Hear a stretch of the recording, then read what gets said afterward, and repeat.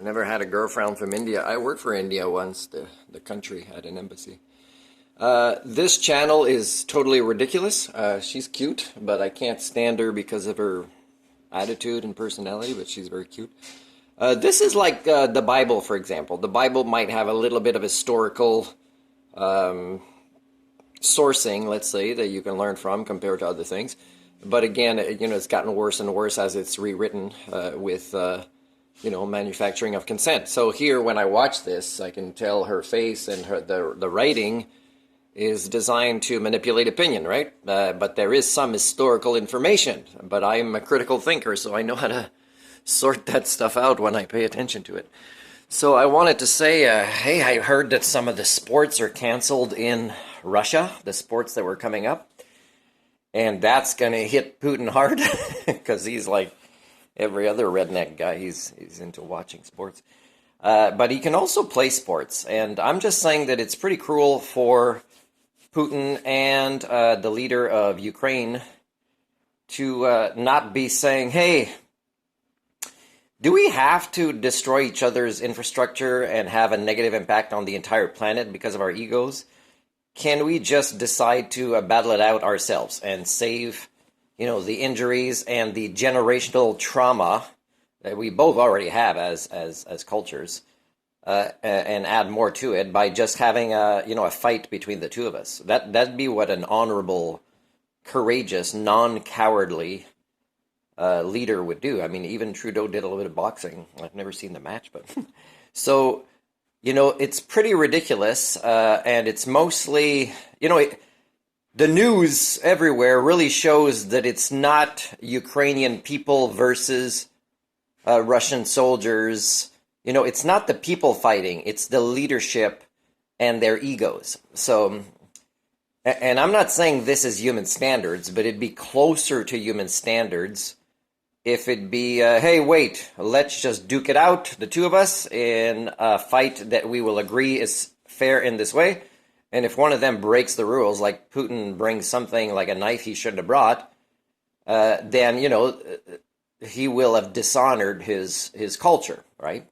Whether he wins or loses in front of the whole world. So that could be a way that they resolve this without using both of them, even though you will always find rednecks to defend, your patriotic idea of a country when it's really serving the leaders with their big egos, is you'll always find soldiers who'll do that. Now, here's an interesting scenario. What's his name? Conor McGregor. I think that's his name. That's how you pronounce it. He's a pretty serious fighter, that guy. So let's say he wants to become a soldier. Well, he'd have to learn a whole new set of skills because war now is very cowardly, right?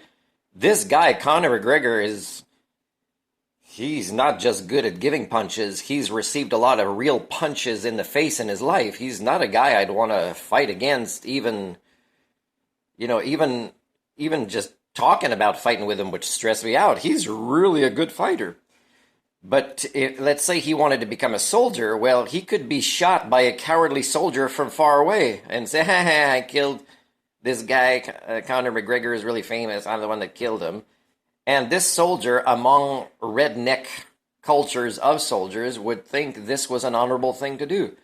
So I'm telling Putin and the leader of Ukraine is, why don't you guys just duke it out and not both of you use, your rednecks, ignorant people who think, that it's right for them to sacrifice themselves and their families and their cities for you. Just solve it this way in a way that makes it that you keep your agreement, and you could make it that, it's a 5-year thing.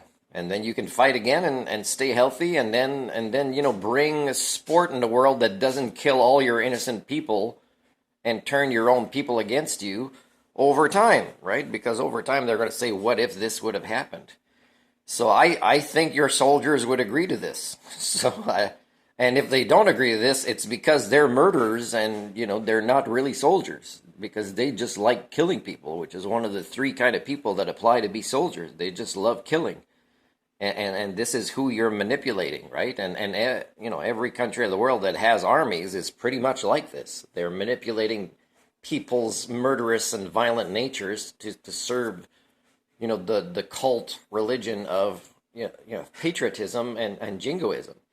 The other thing I want to say, in case you guys haven't figured it out, journalists, is stop asking Biden, for example, before he gets a stroke, why they didn't directly sanction Putin. There's strategic reasons for this.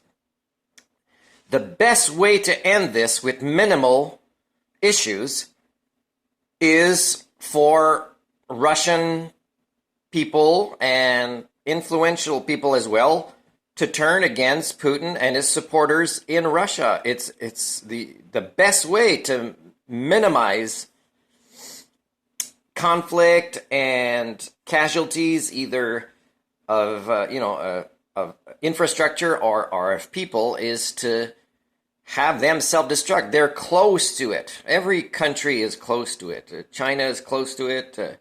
Everybody that employs, either religious or monetary paradigms, or that has not prioritized education of quality. And I don't know any countries that are like this. So they're all self-destructing. So the only way to win a war is try not to self-destruct before. So Putin not being sanctioned while his close allies are, within the Kremlin, or his big elite friends are being sanctioned, is one way to do it. That's the strategy. I haven't posted vlogs recently that says I'd welcome to sponsor, Russian women who are tired of the oppression there, including the ones who have raised their roles in society to authority ones that have, access to information, or that are powerful or skilled, but that still feel repressed there. I haven't done these types of videos for nothing, as I'm showing you that the sooner people rise up, and you can tell that many cities in Russia are saying, we don't want this. It's like 2022, people. So just have Putin, who's got a big ego, who should be able to, if he's presented this by a large media outlet, and the Ukrainian guy, who I think he's actually really who he claims to be, although, he's been in the entertainment world. He could have not been. He could have been a puppet in a long game for Putin. I don't think he is. I think he also is an honorable man, in the sense that he would accept a challenge, just hand to hand, Putin and him, and have it be like that. And Putin loves sports, and I think he would say, I'm not just into watching it, I do it. Well, then do it.